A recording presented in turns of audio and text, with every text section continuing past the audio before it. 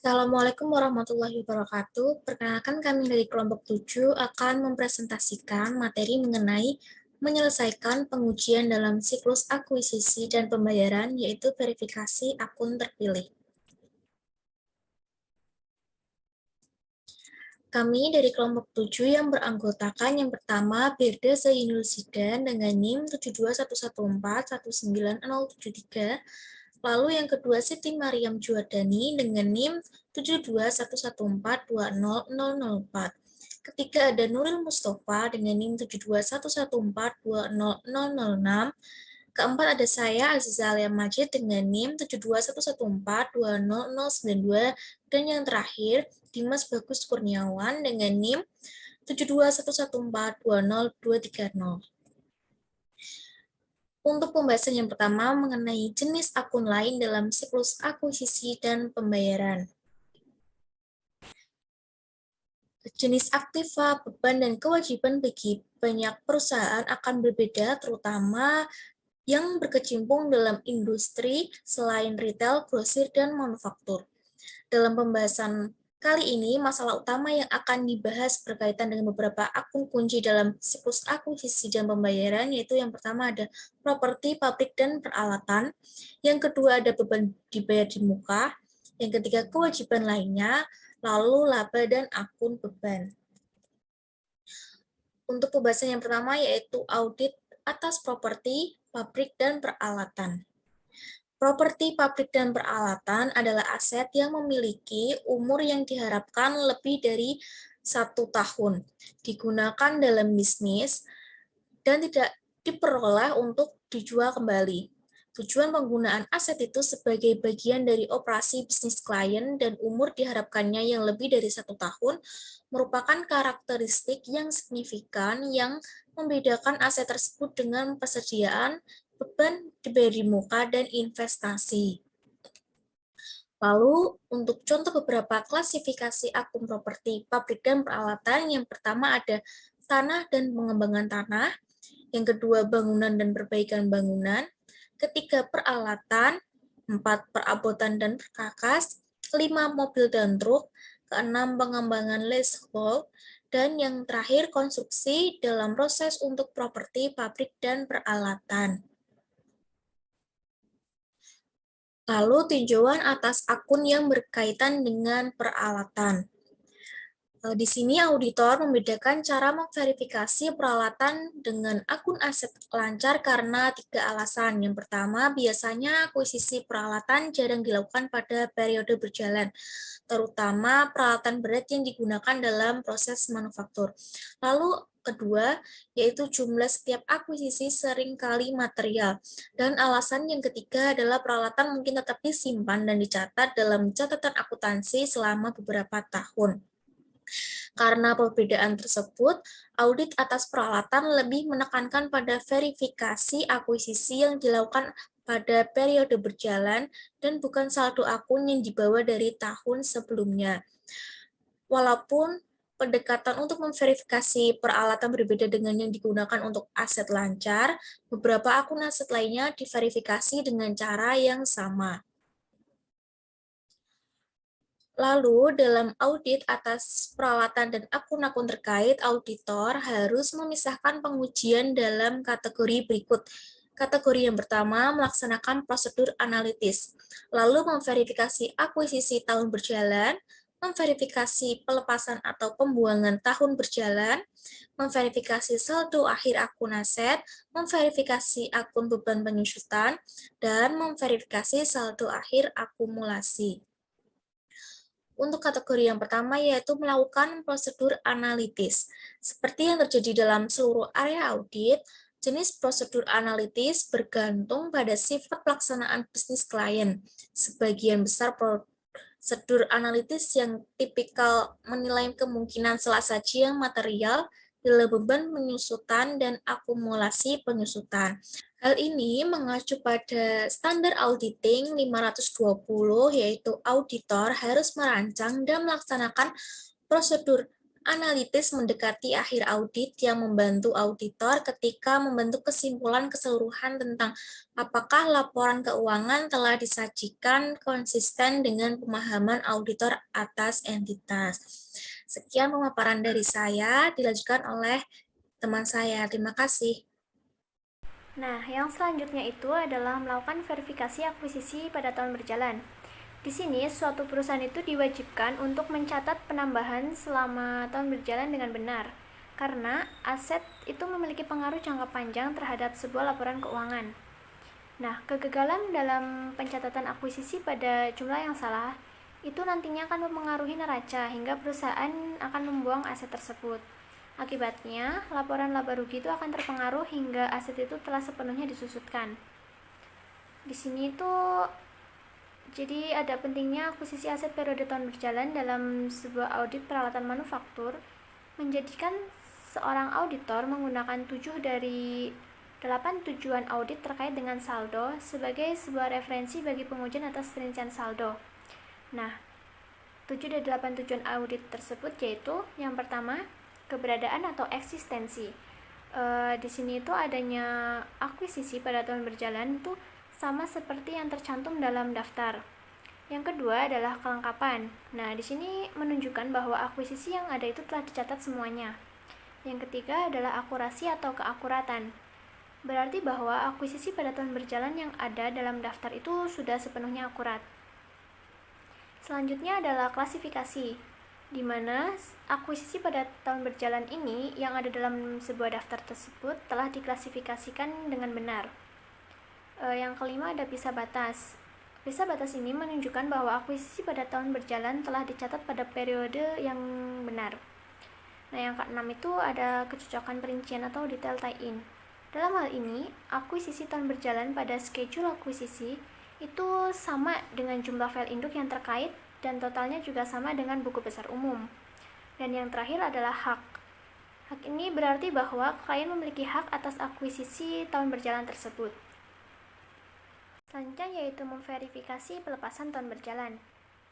Transaksi yang melibatkan pelepasan peralatan seringkali disalahsajikan apabila suatu pengendalian internal dalam sebuah perusahaan itu tidak memiliki metode formal untuk memberitahu kepada manajemen mengenai penjualan tukar tambah pengabaian atau pencurian mesin dan peralatan yang tercatat. Nah, di sini tuh berdasarkan standar audit nomor 500 revisi pada paragraf A1 sampai A25, di mana seorang auditor harus mendesain dan melaksanakan prosedur audit yang tepat sesuai dengan kondisinya untuk memperoleh bukti audit yang cukup dan tepat. Oleh karena itu, tujuan utama dari seorang auditor dalam memverifikasi penjualan tukar tambah atau pengabaian peralatan yaitu untuk mengumpulkan bukti yang cukup bahwa semua pelepasan itu telah dicatat pada jumlah yang sebenar-benarnya. Oleh karena itu, ada beberapa prosedur yang sering kali digunakan untuk memverifikasi pelepasan. Yang pertama yaitu dilakukan review apakah aset yang baru diakuisisi itu menggantikan aset yang ada atau tidak. Yang kedua yaitu dilakukan analisis keuntungan dan kerugian mengenai pelepasan aset serta pendapatan rupa-rupa yang diterima dari pelepasan aset tersebut. Yang ketiga itu mereview modifikasi pabrik dan perubahan lini produk, perubahan peralatan terkait komputer utama yang mahal, pajak properti, atau cakupan asuransi untuk indikasi penghapusan peralatan. Dan yang terakhir yaitu melakukan tanya jawab dengan manajemen atau personil produksi mengenai kemungkinan pelepasan aset. Selanjutnya yaitu verifikasi saldo akhir akun aset. Di sini tujuan auditor ketika mengaudit saldo akhir akun peralatan termasuk menentukan bahwa yang pertama itu adanya eksistensi, di mana semua peralatan yang tercatat itu ada secara fisik pada tanggal neraca. Yang kedua itu kelengkapan, di mana semua peralatan yang dimiliki telah dicatat semuanya. Nah, untuk memenuhi tujuan tersebut, langkah pertama yang biasanya dilakukan oleh seorang auditor adalah mempertimbangkan sifat pengendalian internal terhadap peralatan, di mana nantinya langkah ini tuh berkaitan dengan tujuan detail tie-in. Nah, langkah yang selanjutnya yaitu auditor akan memeriksa secara fisik sampel item peralatan utama dan menelusurinya sampai ke file induk.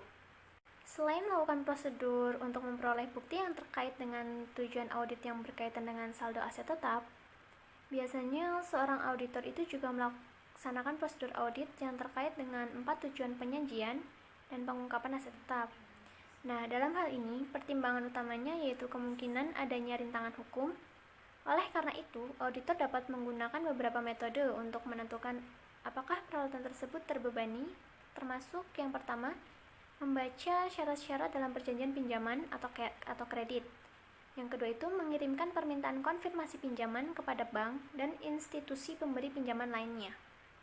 Yang ketiga itu melakukan diskusi dengan klien atau mengirimkan surat ke penasihat hukum, di mana penyajian dan pengungkapan yang tepat atas peralatan dalam sebuah laporan keuangan itu harus dievaluasi secara hati-hati.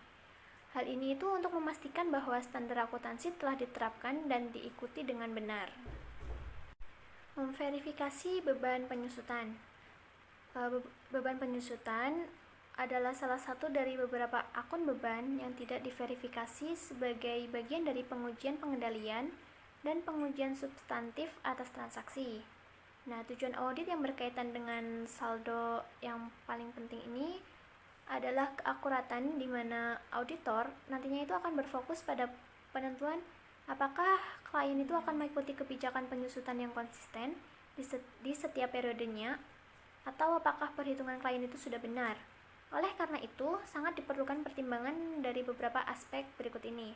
Yang pertama itu umur manfaat akuisisi periode pada tahun berjalan. Nah, memutuskan kelayakan umur manfaat yang dibebankan kepada aset yang baru saja diakuisisi, seorang auditor itu harus mempertimbangkan umur fisik aset yang diharapkan dan kebijakan perusahaan yang diterapkan menyangkut pertukaran peralatan. Yang kedua itu metode penyusutan, yang ketiga estimasi nilai sisa, dan yang keempat itu kebijakan penyusutan aset dalam tahun akuisisi dan disposisi. Yang berikutnya adalah memverifikasi saldo akhir dari akumulasi penyusutan.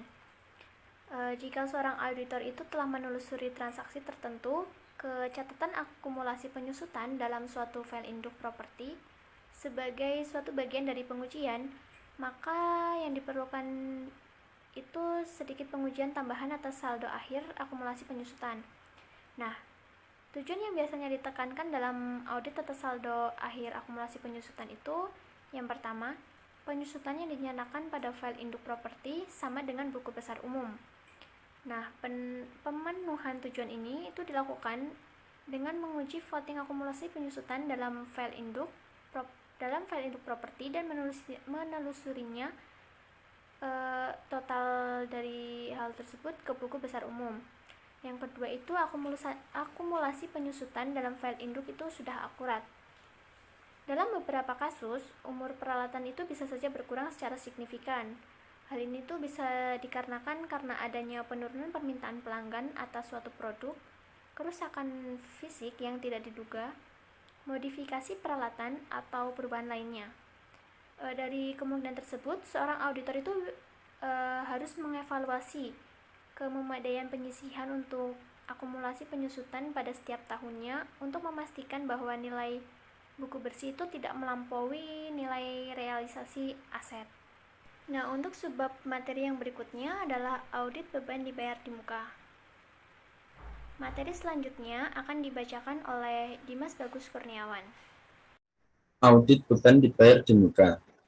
Beban dibayar di muka adalah beban yang dibayar terlebih dahulu untuk suatu periode yang melebihi periode akuntansi. Dengan demikian, beban yang dibayar di muka bukanlah merupakan beban seluruhnya pada periode tersebut, melainkan sebagai aktiva lancar. Pada akhir periode, barulah dihitung berapa besar beban yang telah dipakai dan sisanya tetap merupakan aktiva lancar. Pencatatan beban yang dibayar di muka dapat dilakukan dengan dua cara, yaitu beban dibayar di muka terlebih dahulu dicatat sebagai aktiva, dan beban dibayar di muka dicatat terlebih dahulu dicatat sebagai beban. Beban dibayar di muka menurut standar akuntansi keuangan yaitu ada dua. Yang pertama, beban dibayar di muka dimaksudkan sebagai beban yang telah terjadi yang akan digunakan untuk aktivitas perusahaan yang akan datang. Yang kedua, bagian dari beban dibayar di muka yang akan memberikan manfaat untuk beberapa periode kegiatan diklasifikasikan sebagai aktiva tidak lancar.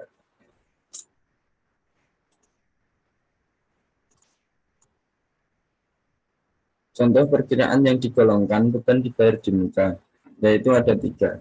Yang pertama yaitu premi asuransi, yang kedua sewa dibayar di muka untuk masa 1 tahun yang akan datang, yang ketiga beban lain-lain dibayar di muka. Misalnya, beban iklan di radio, televisi yang berdasarkan kontrak, barang-barang untuk promosi, yaitu berupa hadiah, gantungan kunci, atau payung.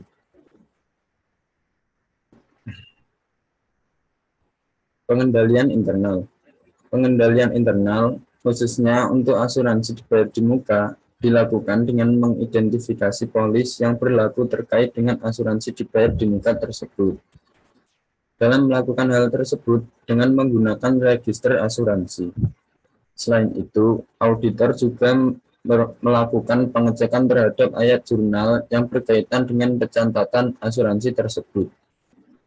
Pengujian audit.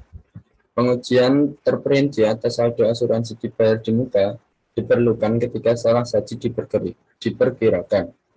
Berikut adalah langkahnya. Yang pertama yaitu prosedur analitis substantif. Yang kedua, pengujian terinci atas akun asuransi dibayar di muka. Yang ketiga, keberadaan dan kelengkapan. Yang keempat, hak dan kewajiban. Yang kelima, penilaian. Dan yang keenam, klasifikasi. Pada banyak audit, auditor dapat mengumpulkan bukti yang memadai dan kompeten atas asuransi dibayar di muka dengan melakukan prosedur analitis substantif. Pengujian terinci atas transaksi, jika dilaksanakan sebagai bagian dari pengujian proses pembelian. Pengujian terinci atas saldo asuransi dibayar di muka biasanya diperlukan hanya ketika salah saji diperkirakan. Prosedur analisis substantif. Karena pada umumnya terdapat beberapa transaksi pada akun asuransi dibayar di muka, dan karena jumlah yang dilaporkan pada laporan keuangan untuk asuransi dibayar di muka biasanya tidak material, prosedur analisis substantif adalah efektif untuk memverifikasi saldo. Prosedur analisis substantif berikut biasanya digunakan untuk menguji asuransi dibayar di muka, membandingkan saldo asuransi dibayar di muka dan beban asuransi untuk tahun berjalan dengan saldo tahun lalu setelah mempertimbangkan adanya perubahan dalam operasi. Menghitung rasio beban asuransi terhadap aktiva atau penjualan dan membandingkan dengan rasio tahun lalu.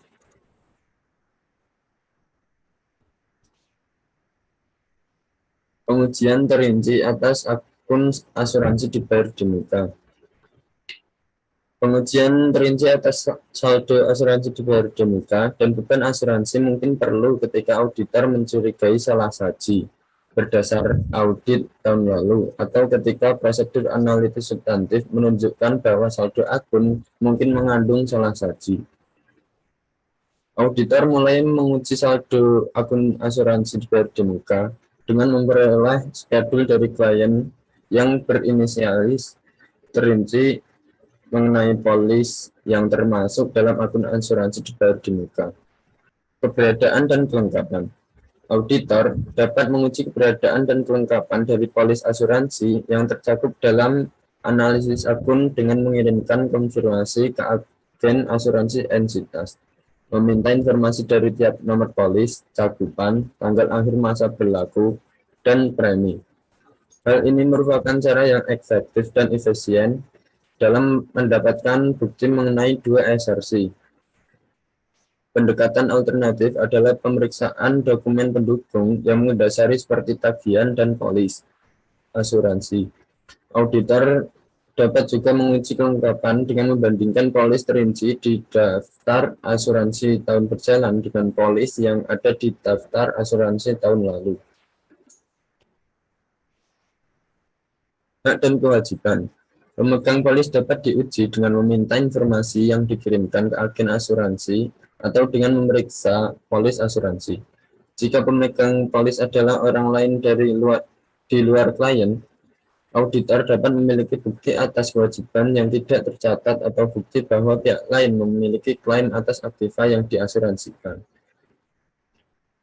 Penilaian. Auditor berkepentingan apakah porsi yang belum jatuh tempo atas asuransi dibayar di muka dan juga beban asuransi telah dinilai dengan tepat.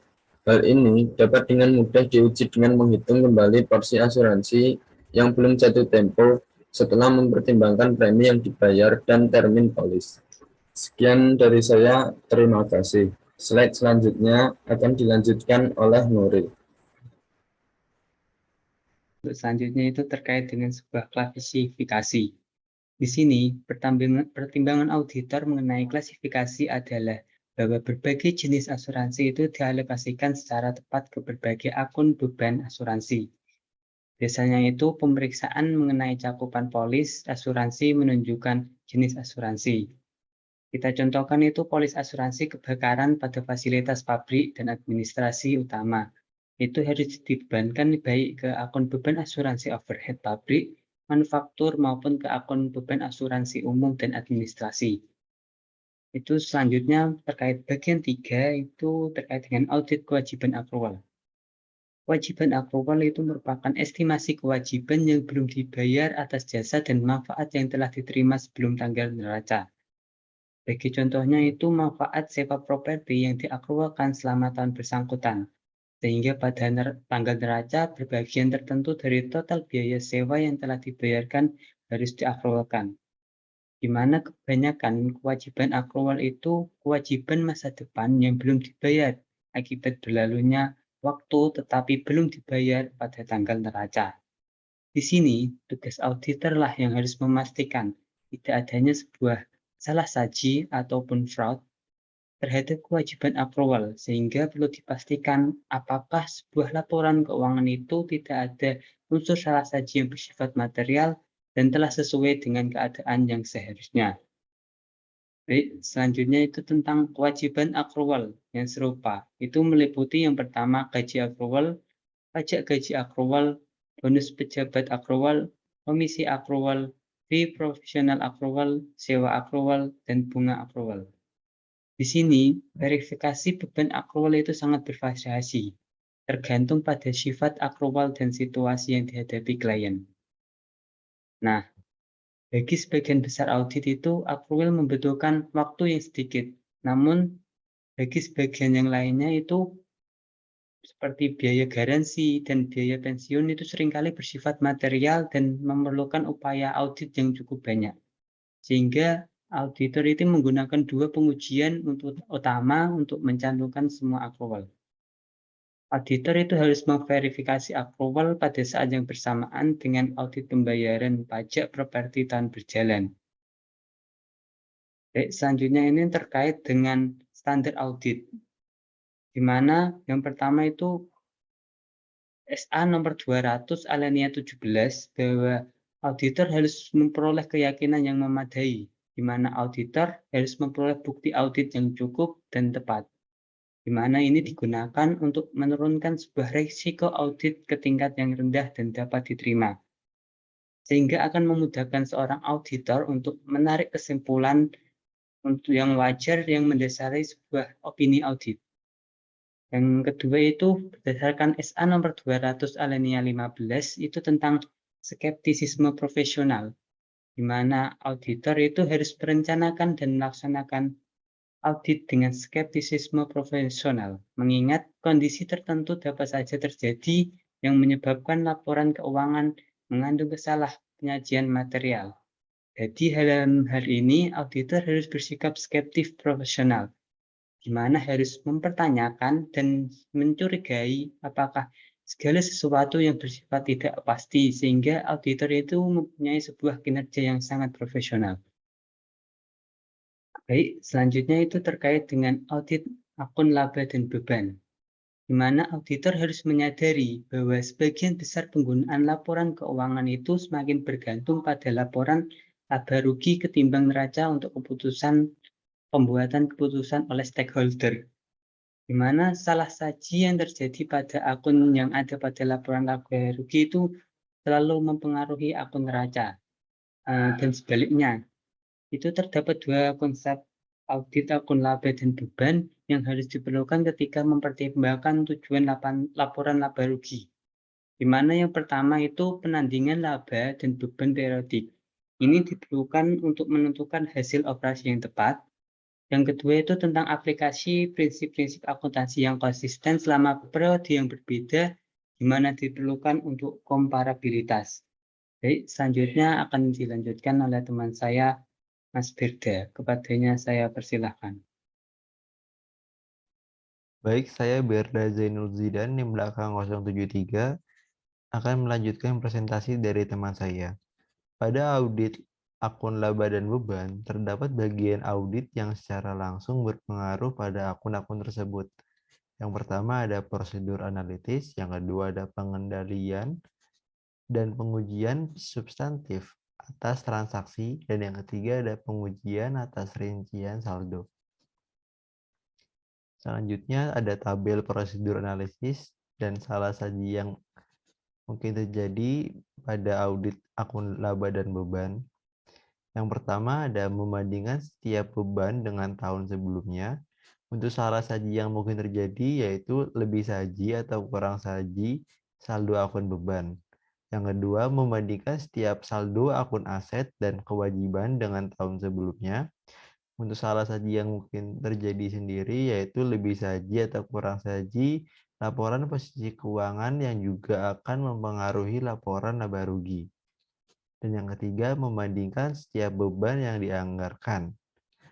Untuk salah sajinya sendiri yaitu pada salah saji akun beban dan akun laporan posisi keuangan yang berhubungan.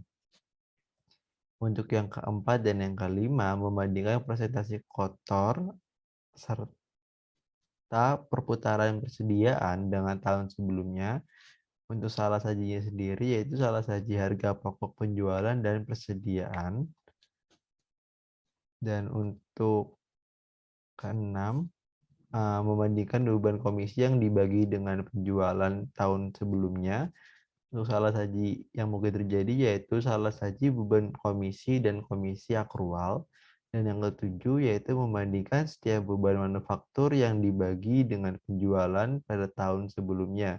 Salah saji yang mungkin terjadi yaitu salah saji beban manufaktur dan akun pada laporan posisi keuangan yang berhubungan. Selanjutnya ada pengujian, pengendalian, dan pengujian substantif atas transaksi. Pengujian, pengendalian, maupun pengujian substantif atas transaksi sendiri memiliki dampak yang signifikan dalam memverifikasi kebenaran pada akun yang terdapat pada laporan laba rugi maupun pada laporan posisi keuangan. Jika auditor menyimpulkan bahwa perusahaan telah memiliki pengendalian internal yang memadai, hal ini memberikan kepastian bahwa transaksi yang terjadi dalam jurnal laporan akuisisi telah dicatat secara akurat, diklasifikasikan dengan benar, dan dicatat pada waktu yang tepat, sehingga sangat kecil muncul keraguan. Lalu ada pengujian atas rincian saldo.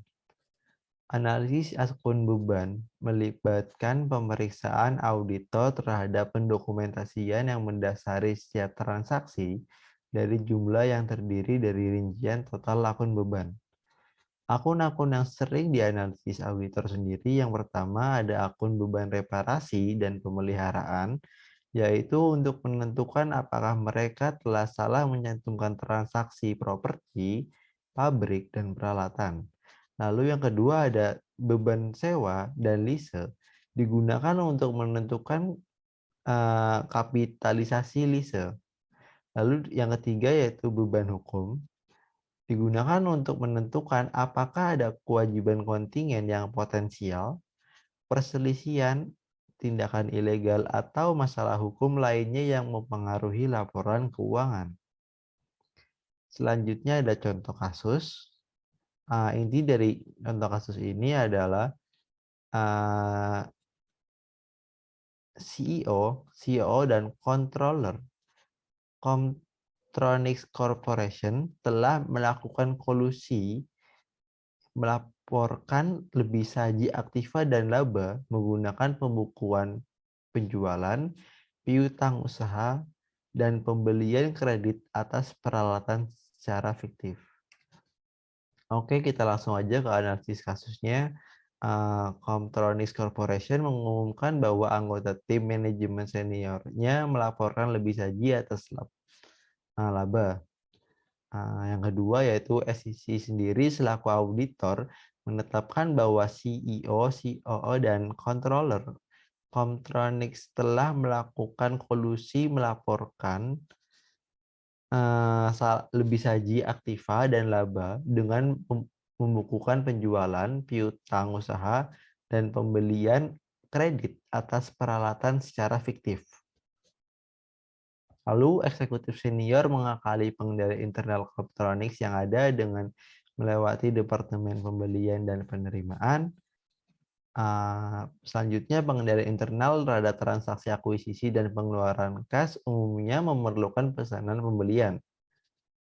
Laporan menerimanya adalah faktur vendor. Sebelum pembayaran dapat diotorisasi oleh Chief Operating Officer atau bendahara, yang keduanya terlibat dalam kecurangan tersebut. Para eksekutif mampu melewati pengendalian terhadap pengeluaran kas dan mengotorisasi pembayaran atas pembelian tanpa membuat dokumen apapun. Perusahaan juga menciptakan penjualan fiktif dan piutang yang terkait. Lalu pengguna utang usaha fiktif atas pembelian peralatan yang cukup besar untuk melebih sajikan aktiva tetap dan menyembunyikan penjualan fiktif. Dan yang terakhir, harga saham Comtronics Corporation turun 72%. Untuk masalahnya sendiri, perusahaan berusaha menaikkan laba dengan membuat penjualan dan piutang fiktif untuk menarik investor. Kasus ini merupakan kasus yang melibatkan eksekutif perusahaan sebagai pemain utama dalam tindak kolusi pada Comtronics Corporation. Untuk penyelesaian sendiri, kecurangan dalam bentuk ini dapat dideteksi menggunakan inventory turnover dan dokumen pendukung dari pihak ketiga, yaitu dokumen bank dan dokumen vendor. Lalu saran untuk perusahaan yaitu meriksa bukti kertas yang dibuat oleh karyawan atas pembelian peralatan, lalu memeriksa kebenaran segala bukti transaksi, baik bukti transaksi pembelian ataupun penjualan dan segala akun yang terkait dengan transaksi tersebut. Lalu yang ketiga, perusahaan harus mengoptimalkan fungsi dari tiap departemen, jangan sampai dapat terlewat sehingga apabila terjadi kesalahan dapat terdeteksi. Dan yang keempat, mengoptimalkan fungsi auditor internal sebagai bagian dari perusahaan yang independen. Dan yang terakhir, lebih memperjelas fungsi-fungsi bagian di perusahaan. Sekian presentasi dari kelompok kami. Selebihnya mohon maaf. Wassalamualaikum warahmatullahi wabarakatuh.